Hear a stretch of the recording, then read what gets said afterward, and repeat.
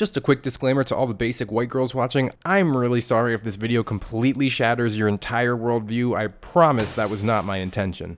Welcome to Fact or Fib, the show discussing a variety of interesting topics with one simple catch. I'm gonna lie to you a few times throughout the course of this video. Some lies will be obvious and some will be very believable. It's your job to determine what's fact and what's fib. Today's topic, astrology. Part 1. What is astrology? Easy mode. These lies should be pretty obvious.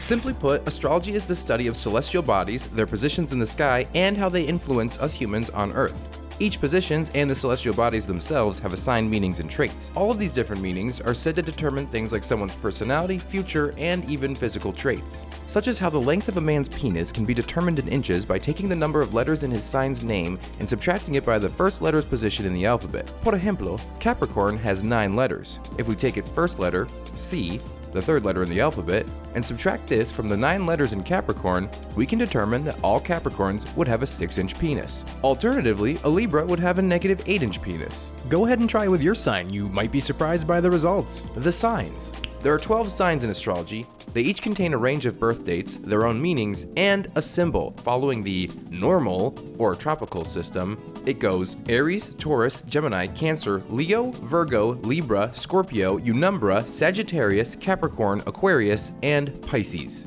Aries, March 21st to April 19th. Aries is represented by the ram and relates to bravery, passion, and spontaneity. Taurus, April 20th to May 20th.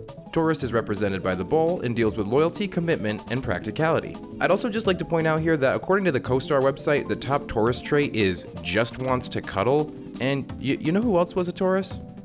Hitler. Gemini, May 21st to June 20th. Gemini, represented by the twins, stands for curiosity, communication, and play.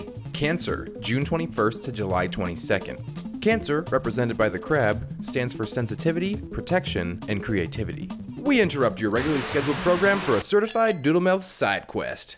Patent pending. Okay, so in the 3rd episode of the 3rd season of the hit Fox sitcom New Girl, the main character Jess claims, I'm weirdly good at volleyball. But then, in the exact same season, just 16 episodes later, this happens. Okay, not very good. Oh! Like, what the fuck? Which one is it? Is she good at volleyball? Is she bad? You know? No? Leo, July 23rd to August 22nd. Leo is the lion and stands for performance, courage, and pride.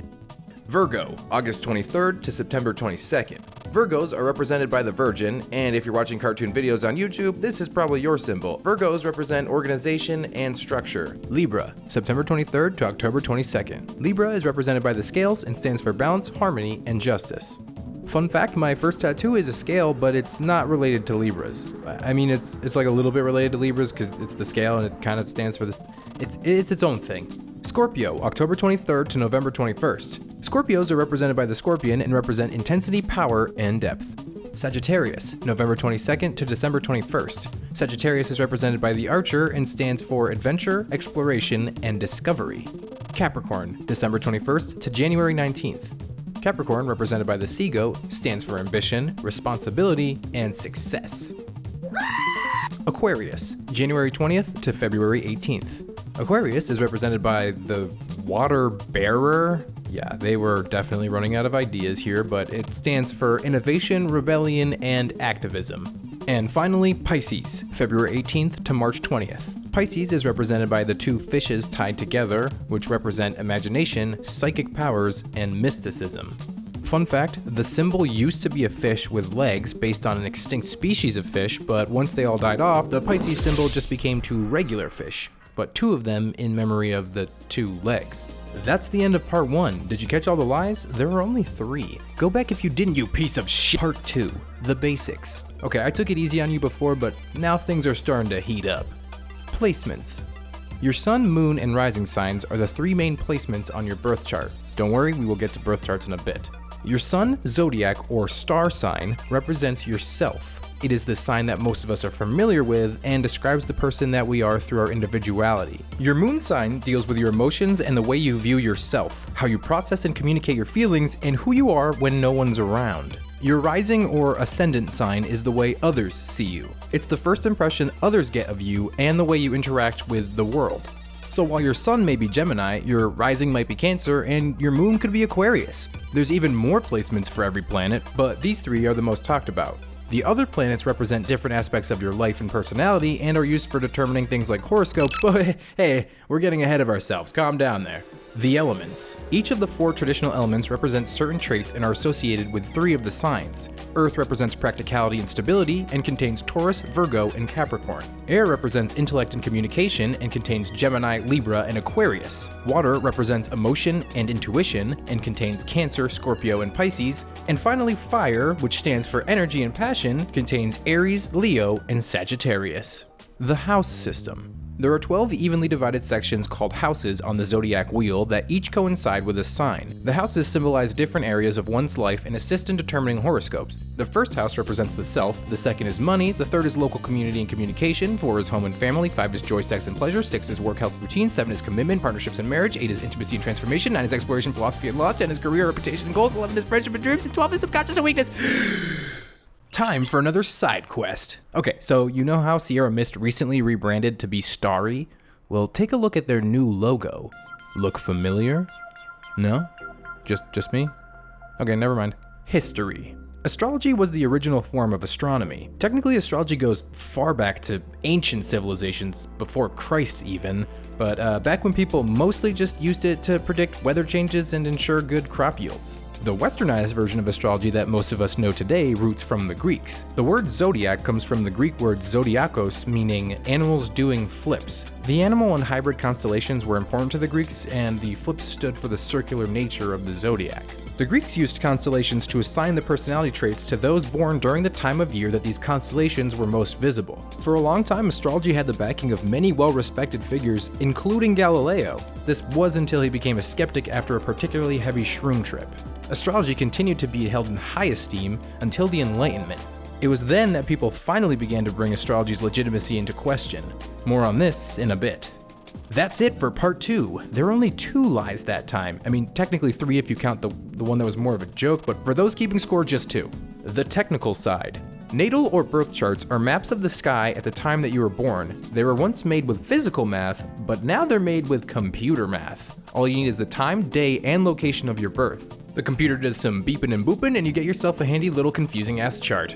Imagine the zodiac wheel as a stencil that you place over the sky. All of the celestial bodies will land in certain sections of the stencil. Also, the angles or aspects of the celestial objects are important, but I'm too lazy to get into that, so look it up yourself. Alright, we made it. Let's finally talk about horoscopes. But I'm not gonna lie, horoscopes are confusing as hell, so we're not gonna go into all the complexities, but I can tell you what a horoscope is, what they're used for, and a super, very brief intro into how they're made. From the Greek words aura and skopos, meaning time and observer respectively, horoscopes are a prediction of one's future comparing their birth chart to the current sky and/or astrological events. There are all sorts of horoscopes relating to different areas of life, including romance, career, and family. And I'm gonna be real with you, even after researching this, I am still super confused on how horoscopes are made, so I will likely be wrong for most of this segment. That being said, while this thing is in the corner, there will be no intentional lies. Basically, horoscopes are made by placing your birth chart stencil in the sky and seeing where everything lands. Say this is a love horoscope, you would look for Venus, the planet of love, and see where it lands. Depending on which section it's in determines how many houses you count back from to get to the sign whose horoscope you are calculating, and the amount of spaces you move back is the house that you're in for that sign. Then, using the information of the house and the sign, you can create a prediction of where things are going romantically for that sign. None of that made sense to you? Good, neither of it made sense to me. Tropical versus sidereal. Over 2,000 years ago, the sky, the moon, the planets, and the stars were all in very different positions relative to us. The tropical system, which is what most people are familiar with, creates birth charts based on this outdated sky. A more realistic interpretation of astrology would be that of the sidereal system, which takes into account the precession of the equinoxes. This is when the position of the Earth's axis affects our view of the sky. Due to the angular change on the Earth's axis, the light rays from stars and planets refract against the atmosphere, causing them to seem further away. The sidereal system takes this into account and creates more accurate readings accordingly. Ooh, only one lie was in that section. And no, I don't count anything during the horoscope part because honestly, for all I know, that entire section could have been a lie. Honestly, this whole video could be a lie. Psychology of astrology. Get ready, this is the hard part. The study. In a 1980 study titled A Double-Blind Test of Astrology, scientists, alongside some of the most well-respected astrologers in the field, meticulously crafted a two-part test to see if birth charts could accurately predict people's personalities. The astrologers had a lot of input on how the experiment was designed to ensure fairness and to give astrology a fair representation. Volunteer astrologers were given an envelope containing a random participant's natal chart and 3 completed personality tests called California Personality Inventories, or CPIs. One of the CPIs matched the subjects whose natal chart was present in the envelope. The astrologers were then tasked with ranking the CPIs in order of which ones best matched the natal chart. The scientists expected the astrologers to get the correct results 1/3 of the time in line with random chance, while the astrologers predicted an accuracy of at least 50%. As the scientists expected, the results of the tests were in line with chance and showed that using astrological birth charts to predict personalities holds no scientific validity. Also, interesting tidbit, there was a pair of participants who gave up during the experiment after becoming convinced that astrology was the work of the devil. They refused to participate in what they called an experimental test of evil. Also, the head astrologer represented in the experiment was de-recognized from their position in the National Council of Geocosmic Research and single-handedly led the organization to its complete disbandment. Also, I know data is a plural form of datum, but I can't stand reading sentences like, "What is striking about these data is how properly these astrologers perform." These data? Look, even Google Docs is trying to correct it. For once, we can agree, little blue squiggle. Is astrology legit? Astrology has been rejected by modern science. It's been called into question since ancient times, but didn't truly lose its credibility until the Enlightenment. With the advent of the scientific method, astrology lost a sizable chunk of its validity and mostly fell out of acceptance. Being based upon a geocentric model, among other things, astrology earned itself the rank of pseudoscience. And to this day, astrology continues to be accepted by many, including the common white girl, despite being scientifically disproven. Ooh, I was sneaky this time. Again, there was only one lie in that last section, and I bet you missed it. Kudos if you saw through my trickery.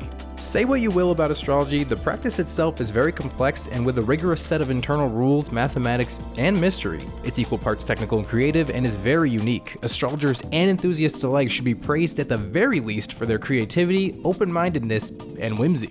Assuming it is all just a bunch of BS, it's still a very fascinating discipline, and I encourage you all to look into it some more if it piques your interest. Did you catch all 7 lies? If not, try to go back with a more skeptical eye. Maybe if something sounds a little weird, you could research it yourself to find out. Or maybe somebody in the comments knows what's up. Maybe you know something is false. You could share that in the comments. Or don't, I'm not your mom.